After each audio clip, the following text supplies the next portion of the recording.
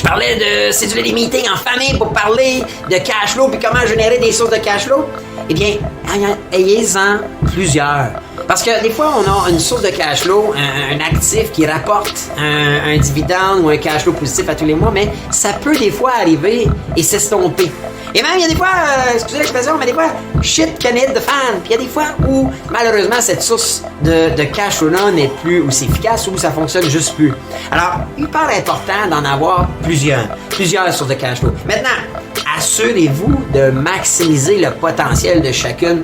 D'abord, optimisez la source de cash flow, c'est les bonnes, avant de tout diversifier. Maintenant, si vous avez une source de cash flow qui est plus positive, qui est plus bonne, ok? Ça peut inclure votre travail. J'ai des gens avec qui j'ai déjà, vous savez, je suis mentor pour la Chambre de commerce de ma région, puis j'ai même déjà eu des entrepreneurs qui ont voulu lancer un nouveau produit, une nouvelle division à leur entreprise, et qui c'était problématique. Ça ne générait pas suffisamment de revenus pour payer les dépenses. Il y a des fois où je suis obligé de dire, changez. Flusher. Ça peut arriver que ça marche pas. C'est pas une erreur, c'est un apprentissage, ok? C'est du learning, c'est pas un échec. C'est un knowledge que vous avez maintenant dans votre coffre à outils personnel financier. Ça se peut des fois que votre idée a pas marché. Ça se peut des fois que votre emploi est pas suffisamment payant. Ça se peut que vous ayez pris des décisions. J'avais dernièrement une discussion avec un de mes chums qui vivait une séparation, puis c'était assez touché, puis là, ça va coûter cher, puis la séparation va coûter cher, puis tout ça, puis là, j'arrive plus, puis tout ça, puis j'ai dit, hey, bud, change de job, ta job, malheureusement, n'offre pas de possibilité d'avancement, elle n'offre pas non plus, il n'y a pas possibilité d'augmenter le revenu, d'avoir plus d'entrée d'argent en échange de son temps. Parce qu'on est d'accord là que dans notre vie active, que je considère de 20, 25 à 50, 55, ça se peut que pour X raison, vous ayez été chercher une connaissance, donc une job, et que la job a un plafond.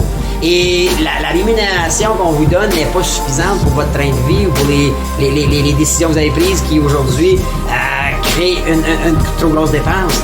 Changez, j'en parlais dans le module du mindset, où est-ce que il n'est jamais trop tard pour changer. Et c'est important que vous soyez capable de le faire, le constat. Et ça revient à, plutôt quand je parlais de connaître vos mathématiques. Si vos revenus ne sont pas suffisants, arrêtez de vous endetter et changez. Moi, je peux vous dire, je suis en affaires depuis plus de 25 ans et j'en ai des entreprises ou des startups que j'ai parties, que j'ai démarrées, et ça n'a pas fonctionné. Ça n'a pas marché.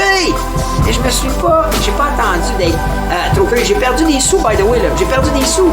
Et à un moment donné, j'ai fait, OK, enough. Tu sais, la plug, c'est fini. Out. Fini. Oui, parce qu'à un moment donné, tu ne veux pas toujours creuser plus creux ton trou. Alors, hyper important que vous connaissiez vos maths, que vous ayez plusieurs sources de cash flow. Et rappelez-vous, là, votre première source de cash flow pour vous va probablement être votre emploi. Mais questionnez-le. Est-ce qu'il y a possibilité d'avancement?